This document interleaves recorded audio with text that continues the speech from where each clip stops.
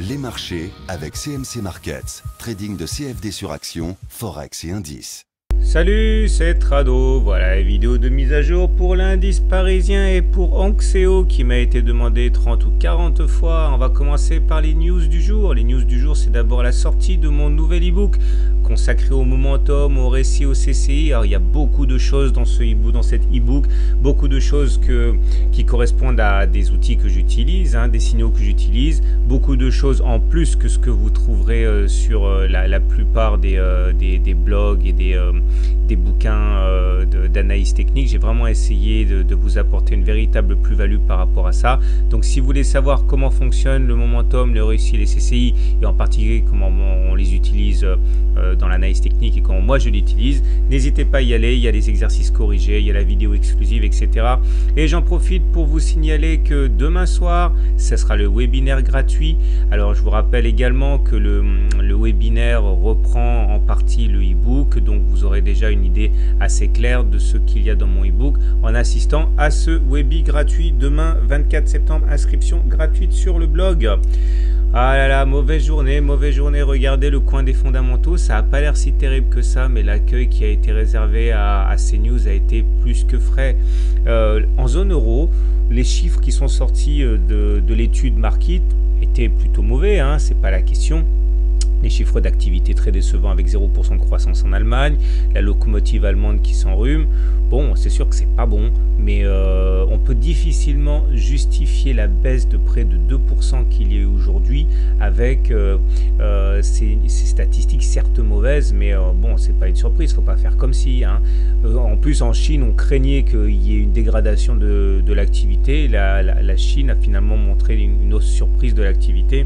Donc, j'ose même pas vous dire, mais j'ai vraiment l'impression que ça a été un prétexte tout ça pour permettre à l'analyse technique d'expurger ces signaux, et voilà ce à quoi ça ressemble. Alors, il y aura beaucoup de choses à dire aujourd'hui. On va commencer déjà par mon scénario. Moi j'avais dit hier, j'aime pas le fait que l'on repasse dans la fourchette d'Andrews, j'aime pas le fait que le MACD ait décroisé son signal, c'est baissier, etc. Et on avait un tarif minimal qui était d'aller chercher la moyenne mobile à 20 séances. Le moins que l'on puisse dire, c'est que la baisse a non seulement été au contact de la moyenne mobile à 20 séances, mais il s'est passé quelque chose de vraiment pas net. J'ai enlevé ça parce que maintenant il y a plein de choses qui sont caduques. Voilà, alors regardez un petit peu, on a réintégré la fourchette d'Andrews, ça veut dire quoi? Ça veut dire que globalement maintenant aller chercher la médiane c'est pas impossible. On a dû notre salut qu'au nuage aujourd'hui. Alors regardez bien ce qui se passe, le nuage, notre fameux juge de paix entre tendance haussière et tendance baissière, c'est un support très très dur, et là on est allé le chercher au pire de la journée, on a rebondi sur le nuage. Heureusement on a enfoncé la moyenne mobile à 20 séances, on a enfoncé la Tenkan, on a enfoncé la Kijun. Franchement le dernier rempart c'était clairement le nuage. Alors pour faire simple, au regard du SAR on est baissier, au regard du super trend on est haussier, au regard du nuage Ishimoku on est haussier, au regard de la moyenne mobile à 20 séances on est baissier. Donc on est vraiment à la limite des scénarios. Ça veut dire que selon les outils que vous utilisez, vous considérerez qu'on sera soit en tendance baissière, soit encore en tendance haussière. À titre personnel, j'attache beaucoup d'importance à ce rempart ultime qui est le nuage. Donc pour l'instant je ne suis pas encore trop alarmiste, mais il est clair qu'on s'est vraiment mis dans une situation très délicate. Alors regardez les indicateurs techniques. Alors là c'est un feu d'artifice baissier. Notre stochastique, il vient de passer sous son signal, c'est pas bon. Notre MACD, alors ça date pas d'aujourd'hui, ça date d'hier, il nous a fait un non-croisement. Je vous ai expliqué dans ma vidéo d'hier que c'était un des signaux que j'appréciais le plus pour sa fiabilité. Voilà, non-croisement de MACD, c'est pas bon. Le CCI est à 99, autrement dit il est sur sa zone, moins 99, il est dans sa zone quasiment dans sa zone de survente. Comme je l'explique dans mon e-book, c'est une zone où normalement il ne faut plus acheter là, au regard de cet indicateur. Nous avons une augmentation des volumes. L'augmentation des volumes entre la séance d'hier et d'aujourd'hui montre que, pareil, la baisse n'est pas fortuite. Il ne s'est pas passé une baisse avec une absence d'intervenant. Non, augmentation des volumes, ça crédibilise la séance. On a également, au regard du RSI, ça aussi j'en parle dans dans mon dernier ebook, on est passé à 44, donc en dessous de 50, c'est aussi un signal baissier. Le momentum s'enfonce en territoire négatif, c'est baissier. Et j'aimerais pour terminer vous parler du TRIX, qui est quelque chose que j'aime beaucoup aussi. Le TRIX tout simplement parce que c'est justement un indicateur assez lourd. Et là on a la situation suivante, vous avez le TRIX et vous avez le signal comme d'habitude. Et lorsque le TRIX croise son signal à la hausse, ça veut dire qu'il faut acheter. Quand le TRIX croise son signal à la baisse, comme ici, ça veut dire qu'il faut normalement spéculer à la baisse, ou au moins ne plus acheter. Regardez les exemples assez éloquents sur le CAC. Ici, achat. Ici, vente. Regardez les beaux signaux, signal d'achat, signal de vente, etc. Nouveau signal d'achat et nouveau signal de vente. Alors, comme d'habitude, ça ne fonctionne jamais à 100%, mais le TRIX fait rarement le déplacement pour rien. Et regardez ce qui se passe aujourd'hui. Le TRIX vient de croiser son signal à la baisse. Alors, on n'est jamais à l'abri d'une fausse cassure, comme ça a été le cas ici. Mais bon, généralement, encore une fois, c'est pas ce qui se passe. Donc, attention, attention. Si on met dans une balance tous les éléments positifs et négatifs, il est clair que nous avons droit quand même à une sacrée dégradation de la situation technique. Pour couronner le tout, si on zoome un petit peu, là, eh bien, vous voyez, il n'y a pas de cotation entre cette bougie et cette bougie-là. Ça s'appelle un gap. Et ce gap, eh bien, c'est un petit peu tôt pour savoir ce dont il s'agit. S'il s'agit d'un gap de rupture ou d'un gap de continuation. À titre personnel, moi, je parie plutôt pour un gap de rupture. J'en reparlerai demain, vu la physionomie de la bougie. Bon, ben, clairement, c'est pas bon non plus. Donc, on a beaucoup d'éléments assez négatifs. Donc, mon scénario pour demain, c'est qu'on va retester le nuage. Pour vérifier la solidité du nuage. C'est mon scénario de court terme, peut-être pas pour demain, mais peut-être demain ou après-demain, etc. On va retester le nuage et si on clôture à l'intérieur du nuage, ça y est, c'est terminé, c'en est fini de la tendance haussière, on aura cassé la tendance haussière. Ne tirons pas de plan sur la comète, on verra. En tout cas, voilà, j'espère que je vous ai pas trop alarmé. C'est pas alarmant non plus, mais bon, faisons attention. Bonne soirée, bon trade et à demain pour la mise à jour.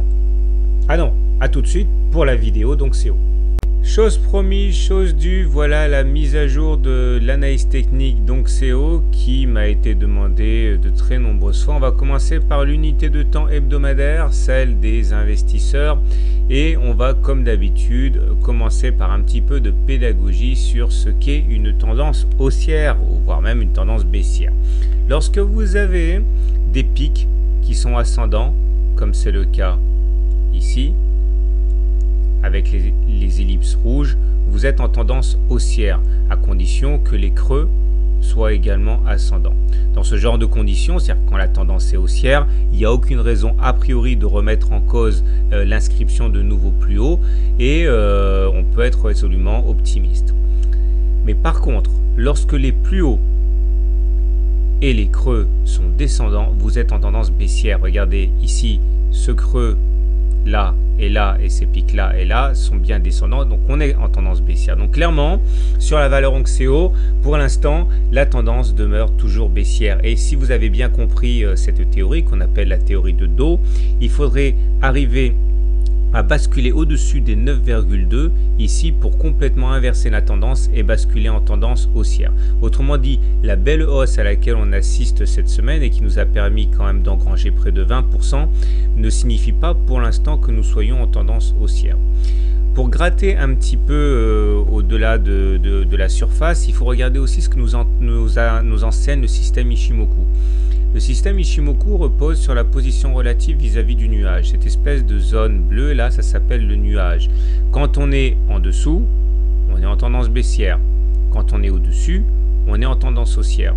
Et la bonne nouvelle, c'est que regardez, on essaye actuellement de perforer le nuage, on est d'ailleurs en plein dedans, avec l'espoir de passer au-dessus du nuage. Si on arrive à passer au-dessus du nuage, on rebasculerait en tendance haussière au regard du système Ichimoku. Regardez la dernière fois que ça s'est produit, c'était là. Regardez ce qui s'est passé lorsqu'on est passé au-dessus du nuage, ça se passe de commentaires. Encore faut-il sortir de ce nuage. Alors, pour l'instant, vous l'avez compris, et c'est déjà pas mal, il n'y a plus de tendance baissière puisqu'on n'est plus en dessous du nuage, on est à l'intérieur du nuage. Là où les choses sont assez intéressantes à suivre, c'est que en même temps que l'on inscrit des pics descendants et des creux descendants, on est en train de dessiner une figure dite en biseau descendant. Et la bonne nouvelle, c'est que les biseaux descendants se cassent plus souvent par le haut que par le bas. Et les objectifs sont assez faciles à calculer. Dans un premier temps, il s'agit de rallier tous les points qui ont permis la construction de la partie haute, à savoir aller chercher les 9,17 € et pourquoi pas aller chercher le point le plus haut du biseau, c'est un objectif classique, à savoir les 11,7 €.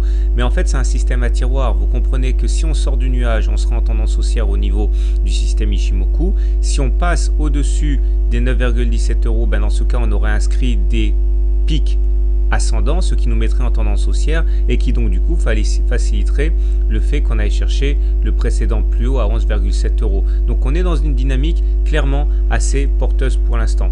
Il faut regarder du côté des indicateurs techniques pour être encore plus optimiste. Regardez, le stochastique c'est pas mal du tout, il est sorti de la zone des 20. Quand on est en dessous de 20, on est en survente et c'est une zone où il ne fait pas bon détenir l'action. Quand on sort de la zone des 20, on n'est plus en survente et c'est bien. Le momentum, il vient de casser une oblique de résistance ici. Ça, c'est assez encourageant. Ça ne suffit pas à proprement parler pour acheter, mais c'est un signe assez positif de force. Surtout que sur le RSI, c'est le même schéma qui vient de se produire. On vient de casser cette oblique descendante. Donc ça aussi c'est positif. J'ai envie de dire pour terminer qu'il faudrait vraiment sortir de ce biseau. D'ailleurs on a failli le faire cette semaine, enfin c'était aujourd'hui. Si on arrive à clôturer au-dessus de ce biseau là, eh bien le fait que sur les indicateurs on est cassé déjà préalablement, je l'ai enlevé là, l'oblique ascendante, enfin descendante, eh bien on aurait un faisceau d'éléments quand même très positif. J'ai envie d'insister pour terminer sur les volumes. Ici, regardez comme les volumes sont importants. Cela veut dire que la hausse à laquelle on assiste n'est absolument pas fortuite. Ça veut dire qu'il y a véritablement des intérêts acheteurs. Et quand on voit la hausse des volumes qui accompagne la hausse des cours, c'est toujours plutôt favorable puisque ça veut dire que ce n'est pas un marché creux, puisque ça veut dire que finalement on monte sur des véritables convictions. Voilà, donc pour faire simple, on est toujours en tendance baissière au regard du système de dos. On est sans tendance au regard du système Ichimoku. Il faudrait qu'on finisse au-dessus du nuage aux alentours de 8,7 pour passer en tendance haussière au regard de Ichimoku. Mais le fait qu'on sorte du biseau eh bien, nourrirait de manière endogène la hausse, puisque ça voudrait dire qu'on irait chercher normalement et statistiquement les 9,1 € et pourquoi pas les 11,8. Voilà, basculons maintenant du côté du journalier pour les traders de court terme. Alors regardez comme l'analyse technique alors c'est rare que je dise ça puisque j'aime pas trop utiliser l'analyse technique sur les unités de temps journalières pour les petites valeurs, mais là on était à l'intérieur d'un biseau d'élargissement ascendant. Il faut savoir que les biseaux d'élargissement ascendant se cachent généralement par le bas, ça a été chose faite ici, et l'objectif, il y a plusieurs façons de le calculer. Il y a des objectifs de plus ou moins ambitieux, et l'objectif classique c'est de prendre la hauteur de la dernière oscillation complète, ça correspond à ce segment vert là, et de le reporter en dessous du point de cassure. Et ce que vous pouvez remarquer, c'est que justement ça nous a donné l'objectif de baisse. Alors la bonne nouvelle, c'est qu'il semble que l'objectif de baisse a été rallié, et depuis, eh bien, on a évolué à l'intérieur d'un petit canal vert qu'on a cassé, et la hausse qui a été entamée hier et aujourd'hui, eh bien, nous a permis de justement terminer au-dessus du nuage. Donc ça veut dire qu'au regard de l'unité de temps journalière, oui, on est maintenant en tendance haussière. Alors attention, il faut se maintenir au-dessus du nuage. Les fans de Ichimoku disent qu'il faut une bougie de confirmation, donc il ne faut pas faiblir demain, il faut vraiment se maintenir au-dessus des 7,4 €, ce qui nous permettrait de nous mettre en tendance haussière. La dernière fois qu'on est sorti de la zone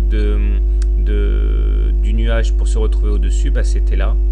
Et regardez la belle hausse qu'on a eue. Mais attention, ne crions pas victoire trop tôt. Pourquoi? Parce que regardez, cette bougie là, elle nous avait permis justement de sortir du nuage, mais contrairement à ce que j'ai dit tout à l'heure, il n'y a pas eu de journée de confirmation. On a fait une petite excursion hors du nuage, puis tout de suite après on a invalidé le signal en repassant dans le nuage. Donc demain il est vraiment important, vraiment important de se maintenir au-dessus du nuage pour valider cette tendance haussière au regard du système Ichimoku. Voilà, je vous souhaite une bonne soirée, je vous souhaite de bons trades et je vous dis à demain pour la mise à jour.